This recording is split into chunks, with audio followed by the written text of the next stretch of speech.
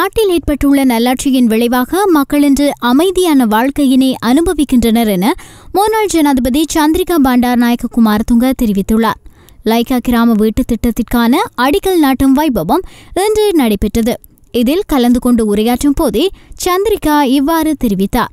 தொடர்ந்து அவர் கருத்து தெரிவிக்கையில், මෙවැනි කටයුතු තුලින් රජයේ ප්‍රතිපත්ති මත පදනම් වෙලා මම විශ්වාස කරනවා අවංකව මේ රටේ ජීවත් වන සියලුම සිංහල දෙමළ මුස්ලිම් බර්ගර් ජනතාව සියලු ආගම් වලට අයිති ජනතාව නැවත වතාවක් පහුගිය කාලයේ මෙන් සාමයෙන් සමගියෙන් ஜனவரி 8ஆம் தேதியின் பின்னர் நாட்டில் ஏற்பட்ட மாற்றம் காரணமாக தமிழ், சிங்கள, முஸ்லிம், பரங்கீர் என சகலரும் ஒற்றுமையுடன் வாழ்ந்து வருகின்றனர்.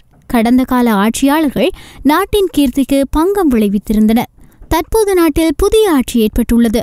ஆகவே ஜனாதிபதி மைத்ரிபால சிறிசேன மற்றும் பிரதமர் ரணில் விக்ரமசிங்கே ஆகியோரது கரங்களை பலப்படுத்தி நல்லாட்சியினை வலுவடைய செய்ய எல்லோரும் ஒன்றிணைய வேண்டும்.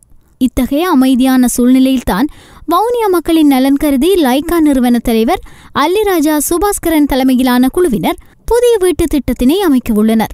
அமையப்போகின்ற லைக்கா கிராமமானது பல்வேறு வசதிகளை கொண்டதாக அமைக்கப்படவுள்ளது. அண்மையில் லைக்கா நிறுவன தலைவர் அல்லிராஜா சுபாஸ்கரனை சந்தித்த வேளையில் யாழ் மாவட்டத்தில் நிலவும் குடிநீர் பிரச்சினைக்கு தீர்வு காண்பதற்கு ஒத்துழைப்பு வழங்குமாறு கோரிக்கை விடுத்திருந்தேன். அதற்கு அவர் பூரண ஒத்துழைப்புகளை வழங்குவதாக தெரிவித்திருந்தார். அந்த வகையில் லைக்கா நிறுவனம் மற்றும் ஞானம் அறக்கட்டளையின் நிர்வாகத்தினரின் மக்கள் பணி தொடர்பில் எனது வாழ்த்துக்களையும் நன்றிகளையும் பதிவு செய்து கொள்கின்றேன்.